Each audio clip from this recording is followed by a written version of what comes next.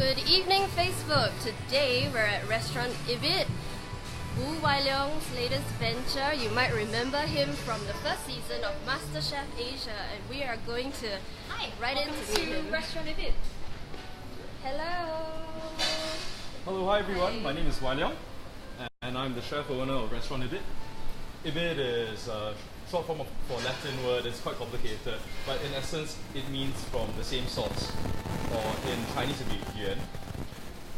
We do, well, our style of food here is, I would call it Nanyang-inspired contemporary cuisine. What that means is a bit of a east and west, but it's neither east nor west, it's Nanyang, it's ours.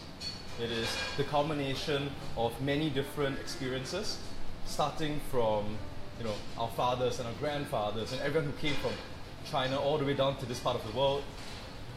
And their experiences in Singapore, in Southeast Asia, and what we put on the plate or what we paint or what we create, that is in essence Nanyang. I consider fellow colleagues in this movement, even though they may not actually want to say so. Chef LG Han from Labyrinth, Chef Jason Tan from Restaurant Corner House, Malcolm from Candlenut. People like these I consider, well, not only are they good friends, but they are dear colleagues. So come on, let's take a look at the restaurant. We created something that's quite clean, quite beautiful, lots of very neutral, but very neutral tones, but with some nuances. We've got some green, some reds. You can see the Chinese inspired shelf. Very beautiful Asian elements. Oh yes, like I said, it's Nanyang. It's a mixture of east and west. So you can see here we've got all the things that inspire us. Beautiful wine glasses, spirits from all over the world that have inspired me on my journey as a bartender. Books that we all refer to, all the way down to movies that we love to watch, herbs and spices that we use in our cooking, and of course booze, because what's life without some good booze? So this is Chef Shario and Chef Yenny. Hi. Say hi, guys. Hi. So they're busy making a hibiscus tang yen. That's part of our menu. It's quite a refreshing light dish, something to end the meal with. Very beautiful color. Oh yeah. So hibiscus is very vibrant for its color, and it's very good for digestion, and something that is very nice to drink if you can't take tea and you can't take caffeine. So something very local to this area, this region. Oh yes. We try to make sure that whatever we use, whatever things we create, whether it's a dish or whether it's a drink or even the styles of service, that there is some form of Asian element, something that we use that as a touchstone, and then we reinterpret to make it Nanyang. Moving on, so you've seen the cold side. This is the hot side kitchen. This dapper-looking gentleman here, his name is Ron, Chef Ron. He's a business partner and head chef of this restaurant. Afung. And Chef Nick.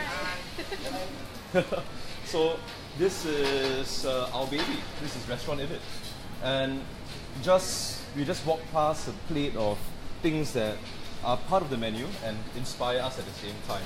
We look at look at this. We've got things like yun xiong, liver sausage, some dried mushrooms, Sichuan peppercorns. We've got black fungus. We've got this wonderful tea, which is a blend of aged mandarin peel and pu'er, tang kueh, angelica root, and of course that wonderful stench is black garlic. All these things we use in our cooking, in our dishes, in our creations. And we look at it and we don't see just how it was used traditionally. We take the ingredient and we run it through our own Nanyang filter. Something, how have we trained in the past? My kitchen team is mostly Western trained, right guys? So mostly Western trained. So we take on these flavors, put it through that Western training, that filter, and we create something that's new, that's fresh. Like I said, neither east, neither west, Nanyang, ours.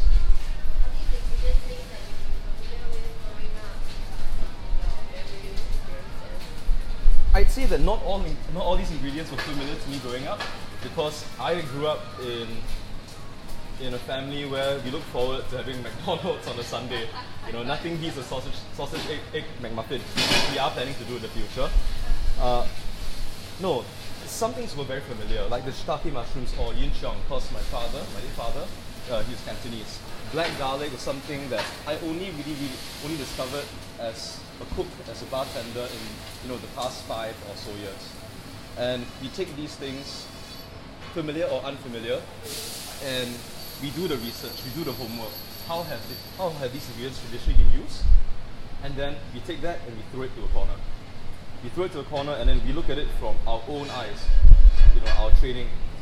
How can we use this to create something that is interesting, but most importantly, something that's tasty? Because if it's tasty, if it's interesting but not tasty, there's no point. At the very bare minimum, it has to be tasty, it must be yummy. So you got some stuff to show us? Yeah, so let's take a gander into the kitchen and do up a few dishes. 葱油饼 炒饼 上面放足了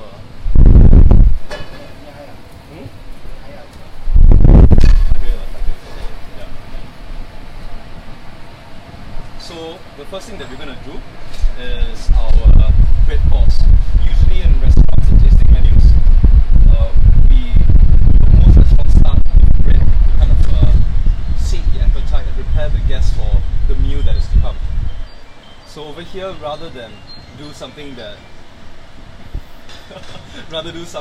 is more traditional, we want to take something that we know that is familiar to us and tweak it a little bit.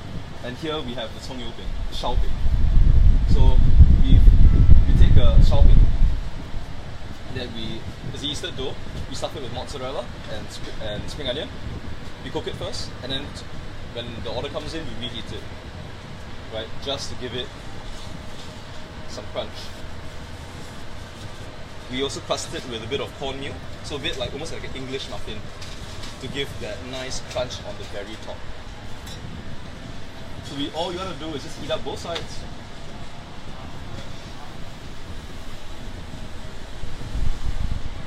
Heat up both sides so that it gets warm through and crunchy. Some of the inspirations for this dish and what goes into it?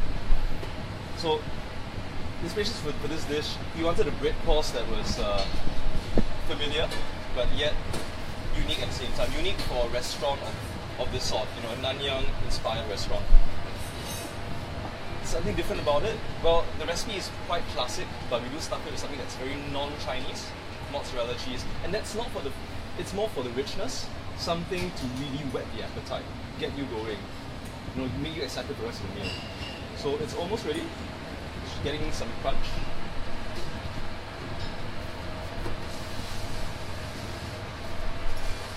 Just moving it around to get even heat. See how light and how fluffy it is. And I think it's good to go. So this way to the parts I will. Oh, thanks.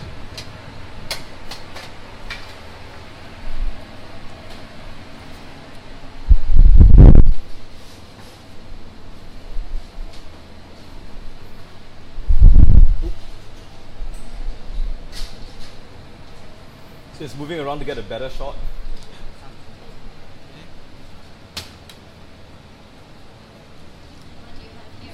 So what is bread without butter? All bread needs butter, and we all love our butter here. So this butter is whipped salted butter flavored with yeast. So we take yeast, we add some warm water, get it going, get the flavors going, and then we raise the heat up to kill it, and we add it to the whipped butter.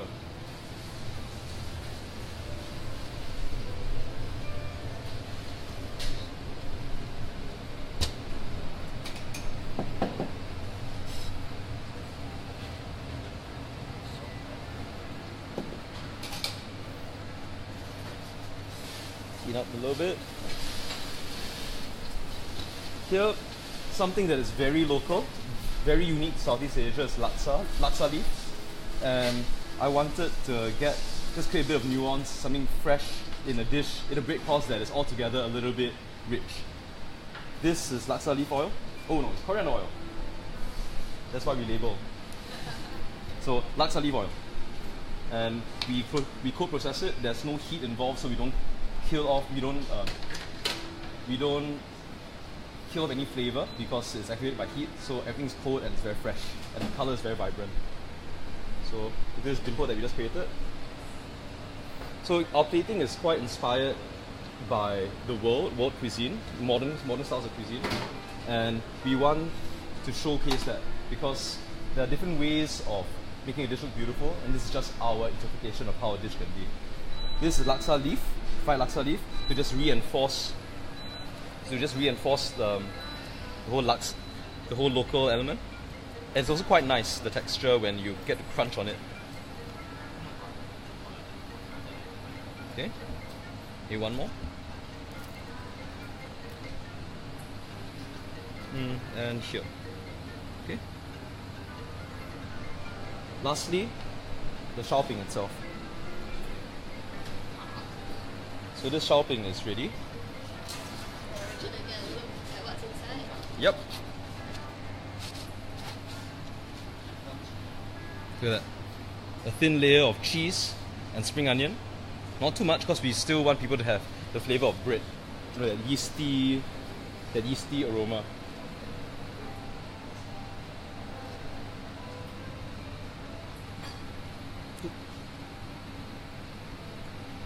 And there you go. Aha! Balancing act. Done. Just a bit of a clean. So this is our bread course. Let me bring it up for you.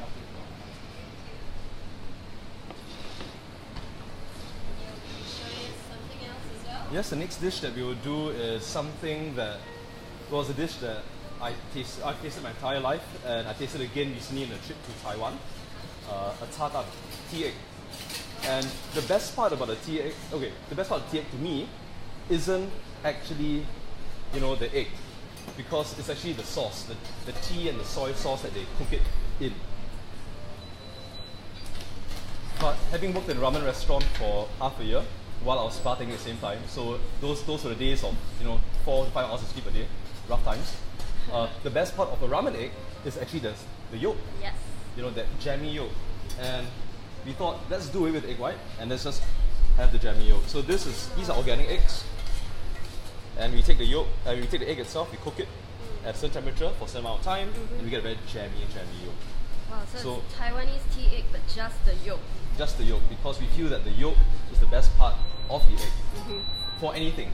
You like runny yolks, you like jammy yolks, that's the best part. Thanks, chef. So we want to take the best parts about eggs and the tea egg and put it together. And that would be the tea broth, and the yolk. Everything else that we add to it just adds to the flavor. So Chinese cuisine, Chinese cooking is also very much linked with wellness, with health. And you need to have a balance of flavors in order to fully savor the food and to also fully benefit from all the different congruent ingredients. So we have bitterness from coconut, we have the earthiness from mushroom, the sweetness from rock sugar, the saltiness from soy sauce. Have I covered all of them? Sour we don't have. Sweet we have, sweet from rock sugar, but the sourness we have in other dishes. But this kind of covers most of the key elements into making a great dish. And of course texture. Yeah. So this is the onion soubise. So soubise as in French for an onion puree. Well, onions that have been cooked without color, and we puree it. So we haven't forgotten some of our training as well. French techniques.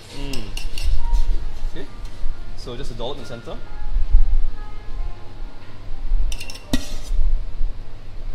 Okay. And then we're going to add one beautiful yolk. Think not to drop it. Not to break it. Is it very fragile? It's okay. This is more of a jammy yolk, not a runny yolk. Okay. Which is the entire idea. We don't want it to be too runny. So see, I can press down on it and nothing happens. Yeah. That's all part of the plan. For some texture, flavor. So we have ginkgo nuts and shiitake mushrooms that have been sauteed and then lightly salted. Does this take some of the bitterness off the ginkgo nut? Yes, it does actually. It makes it more fragrant. Of course, we have to remove the center. If you don't remove the center, that's where most of the bitterness lies. Okay. This is really Taiwanese tea egg like you've never seen it. We try to take flavors that are familiar to us. Well, okay, we have two approaches to dishes. We either take a dish that we've had before and try to tweak it, or we try to create something fresh and totally new. This one is the former, where we are so in love with a certain flavor, a certain flavor profile, or certain dish, and we just want to showcase it in a different way. Let's find nice ones. There we go. Okay. Something bigger. There we go. Ah, okay. Right. And to give the dish lightness, something to cut through all the potential richness, we use some wonderful locally grown microgreens. This is micro fennel from the good folks at Edible Garden City, who've been very good to us.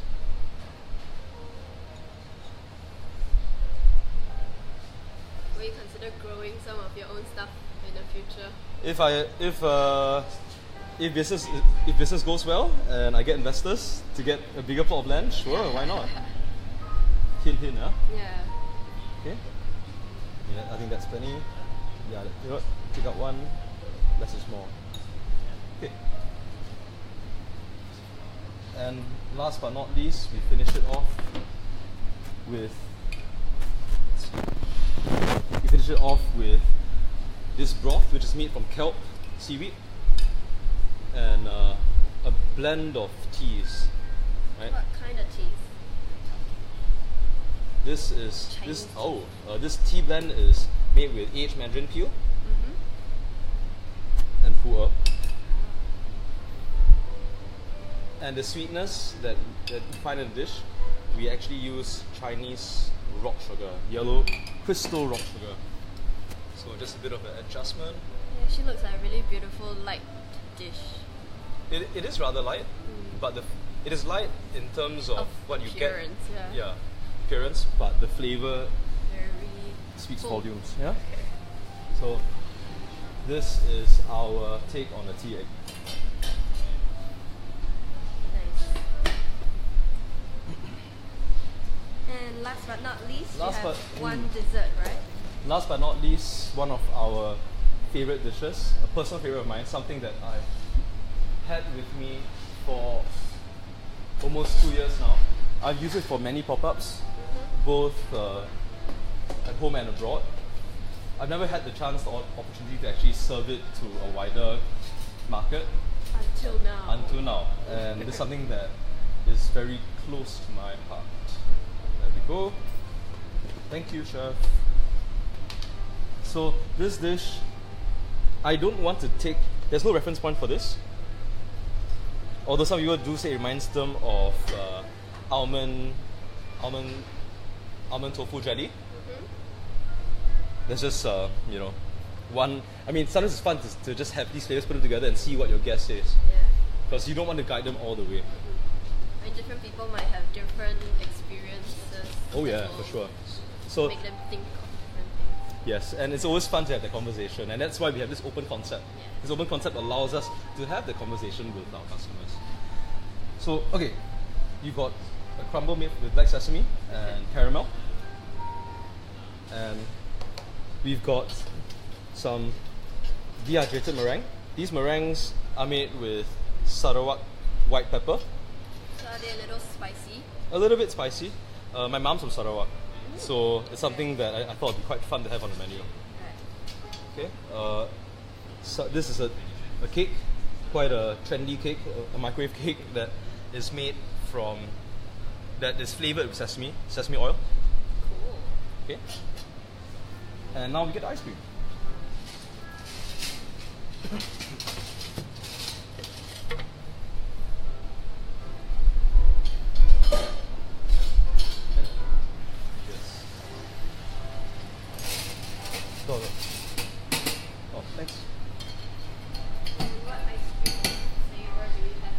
this actually is made from soybean.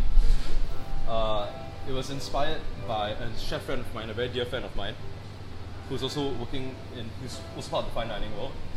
It's an ice cream made without eggs and without cream, no dairy. Because I tasted an ice cream, a soybean ice cream from a local shop, a local chain, I won't say which one. And I thought it was wonderful, it was so great, so light on the palate, but I wanted to make it better, I wanted to make it thicker, because that was almost like a soft serve. You can probably already guess which one I'm talking about. And I thought, okay, let's try to do something on our own. Okay. So this is homemade. So just it's homemade. All ice creams here are homemade. I've got a little bit of a fetish for ice cream, and a quick rocher. Okay. You all are. I'm not supposed to swear on Facebook Live, but I just might. Assholes. Okay, right. And we finish off with an almond foam. So we get really good almond extract, put it into an egg white foam, and we just go.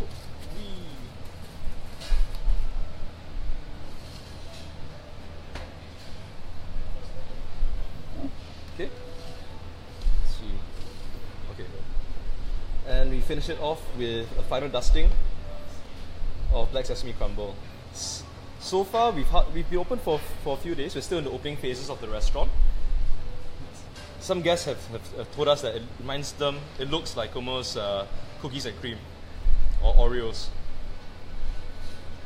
But clearly, once you taste the flavor, it's quite different. And the best soundtrack. And the perfect ending Yeah. to this video. Thank you so much for taking us on this tour today. It's my pleasure. And we'd like to welcome our viewers back to the restaurant. Yeah, thanks. So this is just but a taste, just a sampling, just an amuse-bouche of Restaurant Ibid and what we have to offer. Please come. So if you're at all interested, and I'm sure you are by now, and if you're not, please be. Come by 18 North Canal Road, Singapore 048830 to Restaurant Ibid, and let us take care of you and take care of your guests. Bye.